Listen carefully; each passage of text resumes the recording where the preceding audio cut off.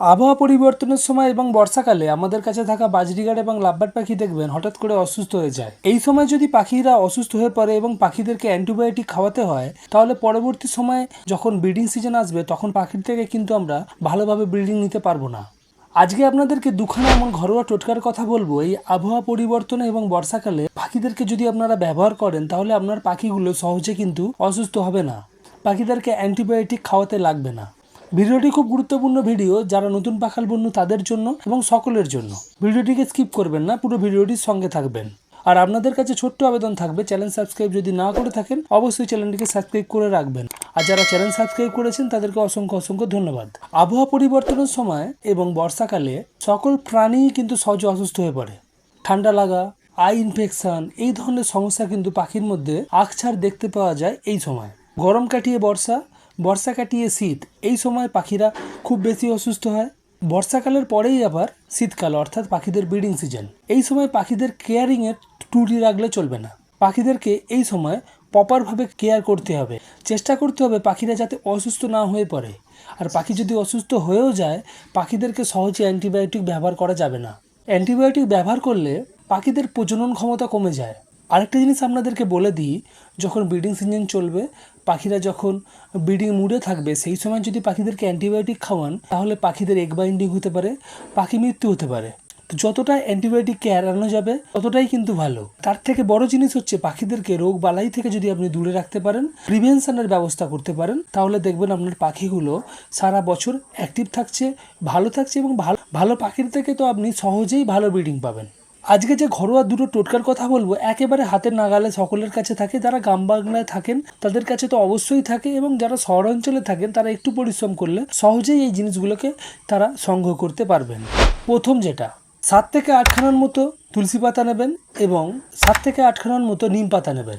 সেটাকে 200 ml জলেতে ভালো করে ফুটিয়ে তার একটা লিকার তৈরি করবেন। যখন একটু চায়ের লিকারের মতো জলের কালার চলে আসবে তখন আপনারা ওইটিকে ঠান্ডা করবেন। ঠান্ডা করে যেটা করবেন, পাখিদেরকে যখন জল খেতে দেবেন তখন আপনারা 100 ml জল যদি পাখিদেরকে খেতে দেন, 50 ml সাধারণ জল দেবেন এবং তার সঙ্গে 50 ml এই তুলসী নিম পাতা ফোড়ানো জল মিক্স করে পাখিদেরকে খেতে দেবেন। কখন ব্যবহার করবেন? যখন আবহাওয়া পরিবর্তন হচ্ছে, যখন প্রচণ্ড বর্ষা চলছে, 3 থেকে 4 দিন টানা বৃষ্টি হচ্ছে, ওয়েদার খুব খারাপ, সেই সময় আপনারা পাখিদেরকে টানা খাওয়াতে পারেন। আবহাওয়া পরিবর্তনের সময় যখন ওয়েদার ফ্ল্যাকচুয়েট হবে তখনও আপনারা পাখিদেরকে এই জিনিসটাকে খাওয়াতে পারেন। এই জিনিসটা খাওয়ালে পাখিদের ইমিউনিটি বুস্ট হবে, পাখিরা সহজে ঠান্ডা লাগায় আক্রান্ত হবে না, পাখিদের ডাইজেশন ঠিক থাকবে। তো অবশ্যই আবহাওয়া পরিবর্তনের সময় এবং বর্ষাকালে যখন আবহাওয়া খুব খারাপ থাকবে তখন এই ঘরোয়া টোটকাটি ব্যবহার করুন। পাখিরা দেখবেন সুস্থ থাকছে, সহজে ঠান্ডা লাগা, জ্বর, এই ধরনের সমস্যা কিন্তু পাখির মধ্যে হবে না। 2 নম্বর যে ঘরোয়া টোটকাটি, সেটাও আপনারা হাতের কাছে পেয়ে যাবেন।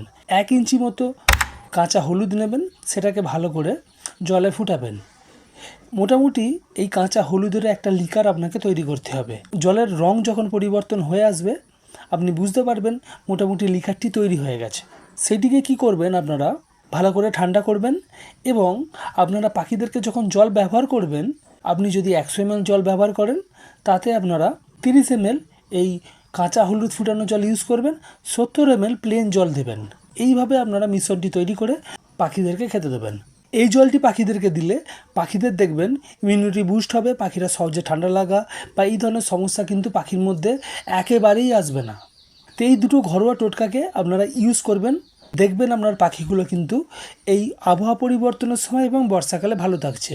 আপনারা এই দুটো জিনিসকে একসঙ্গে ব্যবহার করবেন না, একদিন এটাকে দিলেন একদিন ওটাকে দিলেন। আর যদি আপনার কাছে কোনো একটা জিনিস না থাকে তাহলে আপনারা যে কোনো একখানা টোটকাকেই ইউজ করতে পারেন।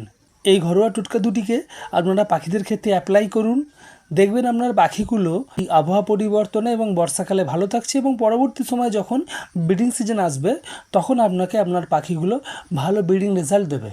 এই ছিল আজকে ছোট্ট ইনফরমেটিভ ভিডিও। যদি ভিডিও ভালো লাগে অবশ্যই ভিডিওটিকে লাইক করে চ্যানেল সাবস্ক্রাইব করে রাখবেন। আজকের মতো বিদায় নিচ্ছি, পরবর্তী দিনে নতুন টপিক নিয়ে আবারও দেখা হবে। ধন্যবাদ।